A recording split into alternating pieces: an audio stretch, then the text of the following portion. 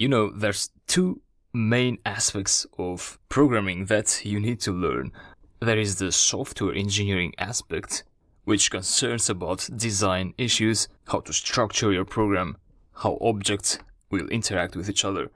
So things that we have been doing through the previous lectures of this section. That's one aspect of programming that you need to learn. And the other aspect is things like how to make an actual web map with your programming language of your choice, or a PDF file, or how to process Excel files and things like that.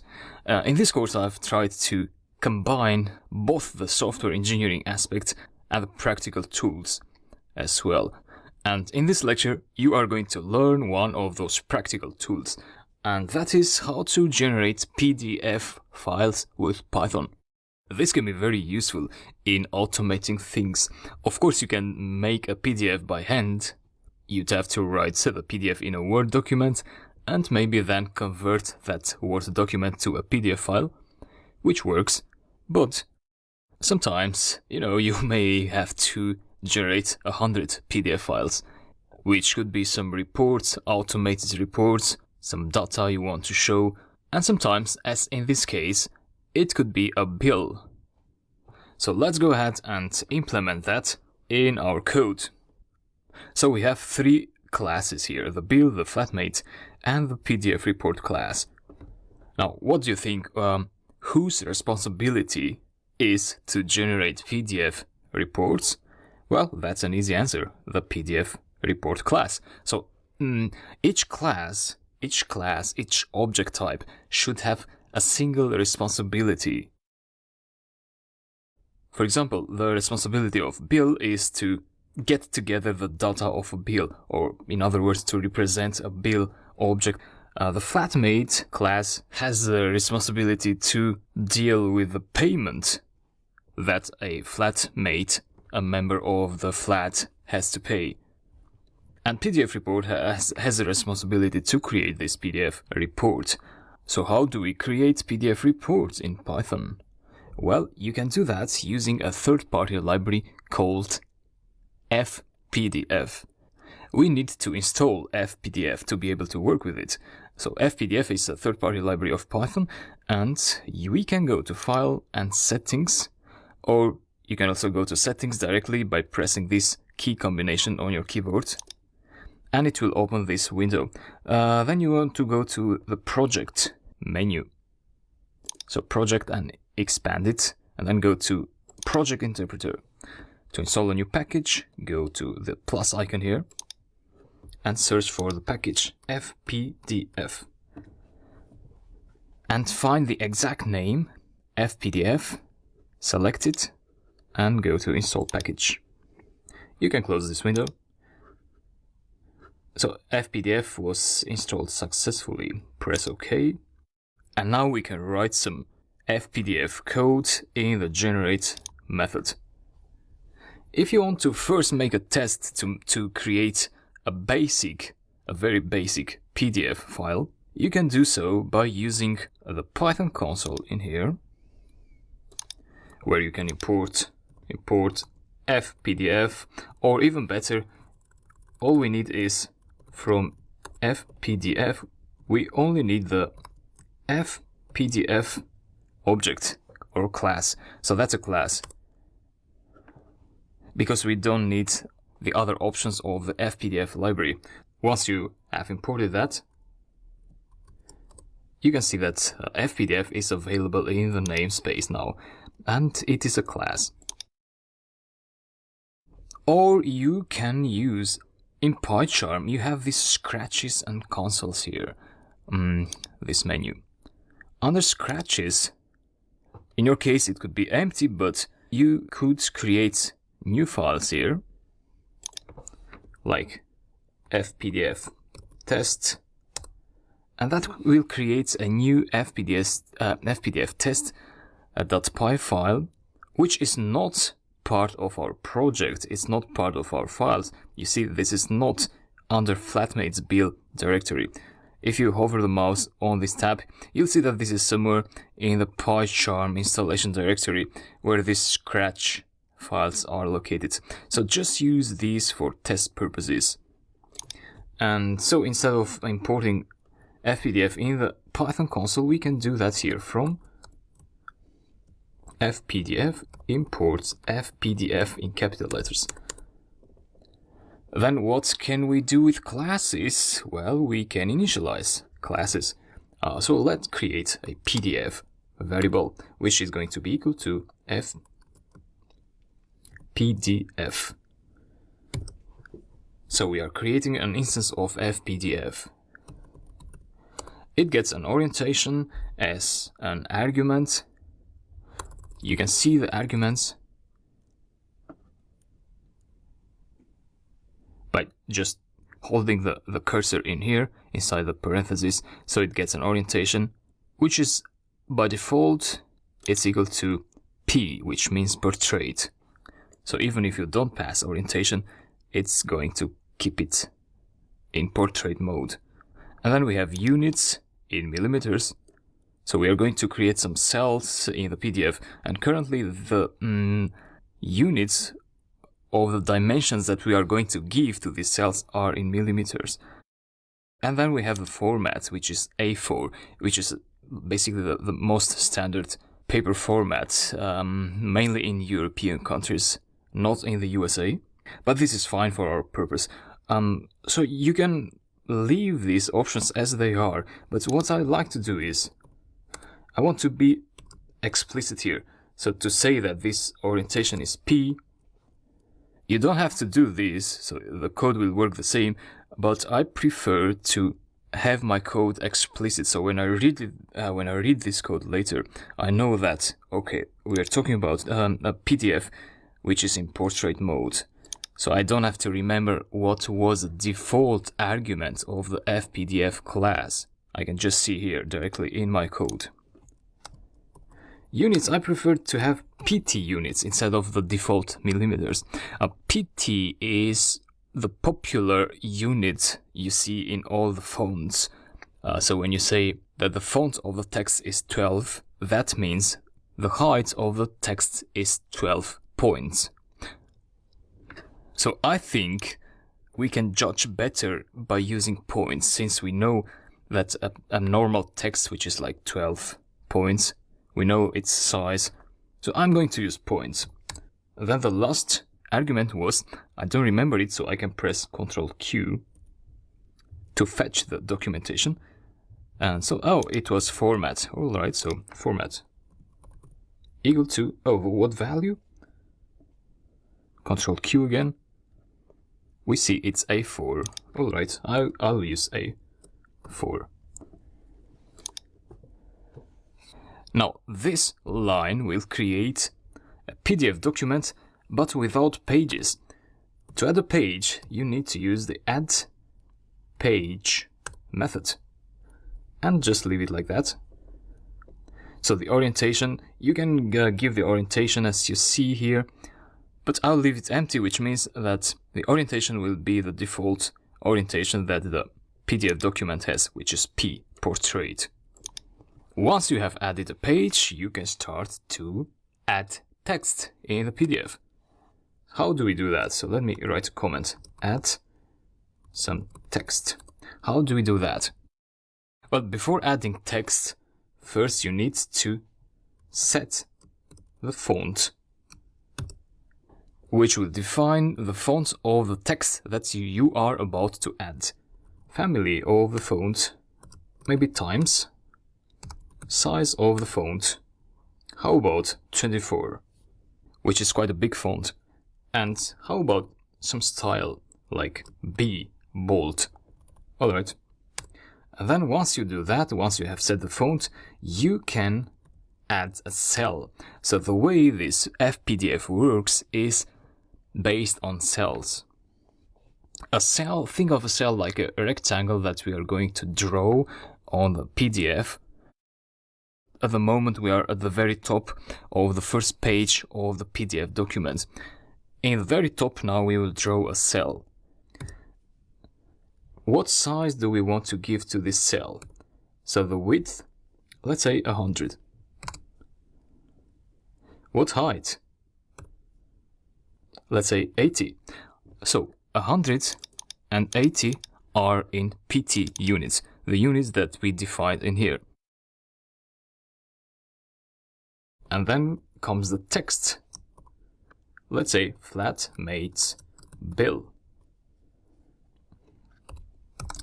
Then the other attribute you want to give is border. Let's say 1. I'll tell you what this is.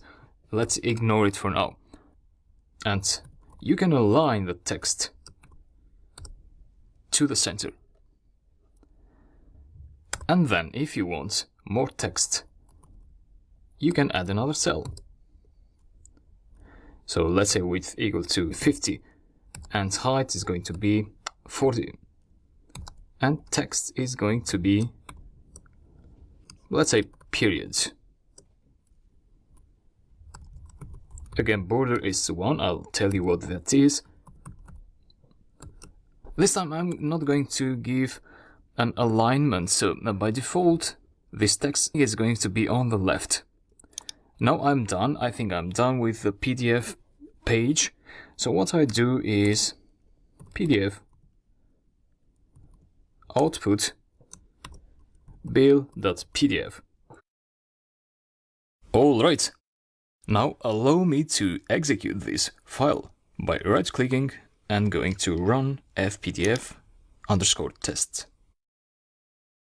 Once you do that, you are going to see this output if you did everything right in the command line. Not really any output in the command line in the terminal, but in the directory where your Python file is, so fpdf test, which is in my case under scratches, in this directory you are going to see a bill.pdf file, which corresponds with the name we gave here to the file, to the PDF file.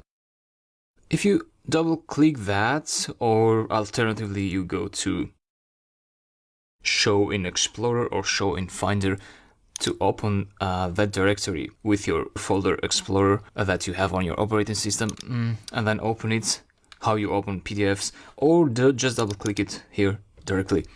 And in my case that will open on the browser. In your case it could also open on the browser or on your PDF viewer, whatever you use.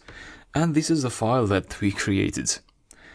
I know you are a bit disappointed with me because this doesn't look very good, but on purpose I wanted to show you a bad PDF, because that's how you learn the library better, by looking at the problems. So I'm going to ask and answer some questions here.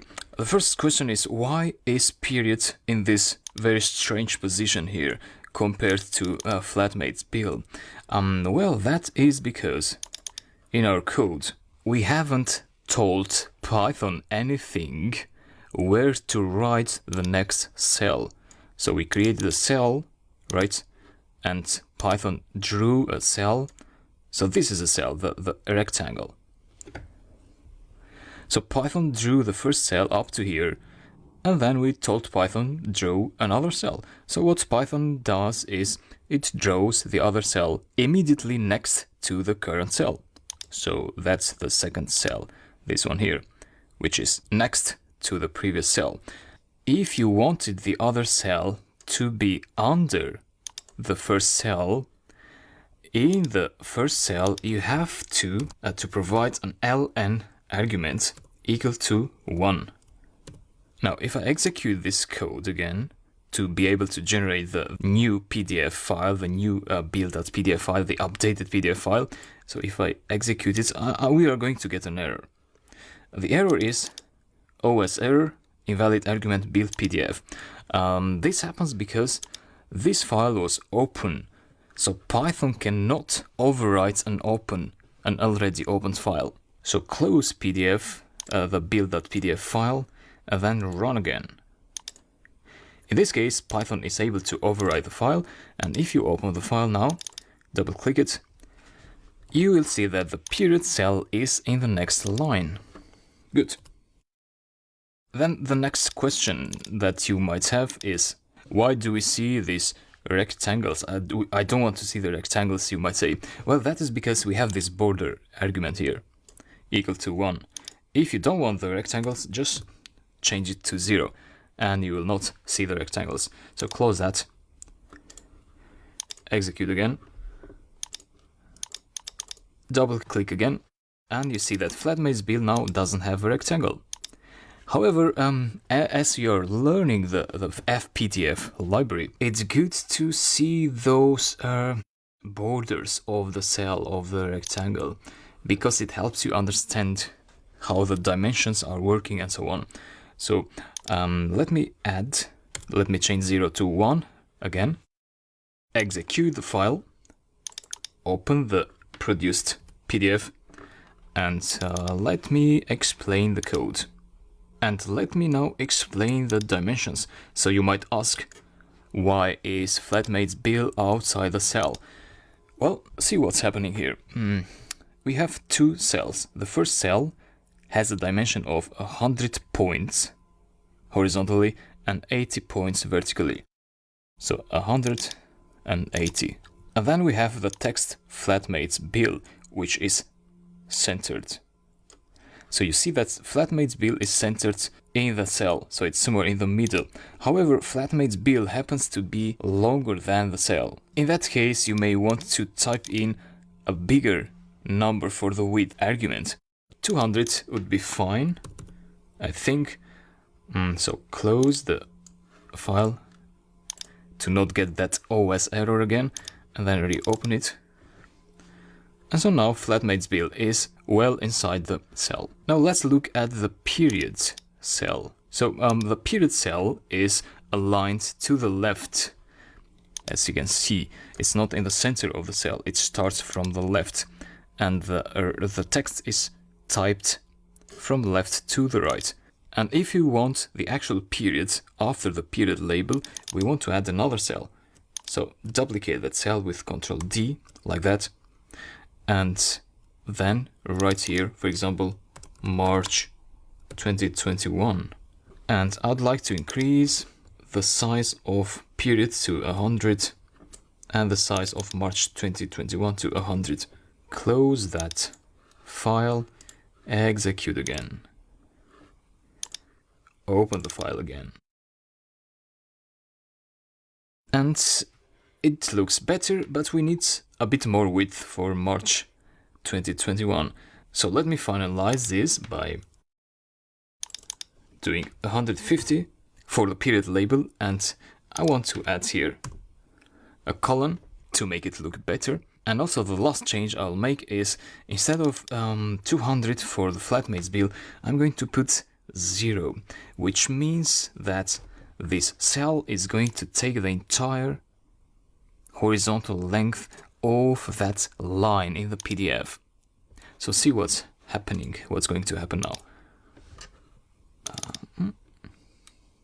Yep, so Flatmates build now is taking the entire length. Actually, the cell is taking the entire length, and Flatmates build is just the label. Think of that as the label of the cell.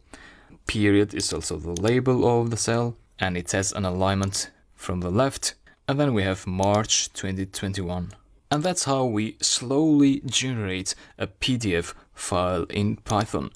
If you want to add more cells, don't forget to say L1 equal to 1 here, so that the next cell that you add is going to be added under March 2021, so somewhere here. That's about this lecture. This was a test to see how the library works, and that's normally what we want to do usually when we are building an app, and then we see that we need to use a new library, and we want to make a test first to see how things are working, to learn about the library in a Scratch file. And then in the next lecture I'm going to add this code to the generate method of the PDF report class. So here. So I'll talk to you in the next lecture.